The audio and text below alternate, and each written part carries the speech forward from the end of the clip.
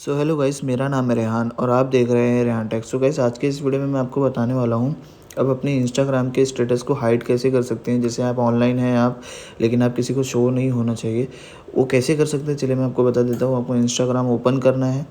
Right side में आपको profile का आइकन मिलेगा, इस पर क्लिक करना है। यहाँ पर क्लिक करने के बाद आपको राइट साइड में ऊपर 3 डॉट मिलेगा, इस पर क्लिक करना है। यहाँ पर आपको सेटिंग पर क्लिक करना है।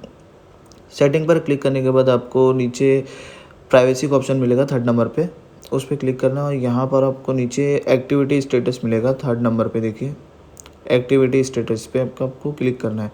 यहाँ पर क्लिक करने के बाद आपको पहले नीचे show when your activity together, इसको ऑफ करके फिर ऊपर वाला आपको ऑफ कर देना है। ये दोनों आपको ऑफ कर देना है। इससे क्या होगा, आप ऑनलाइन रहेंगे बट सामने वाले को आप ऑनलाइन नहीं दिखेंगे। So thank for watching my video guys, please like and subscribe. Thank you.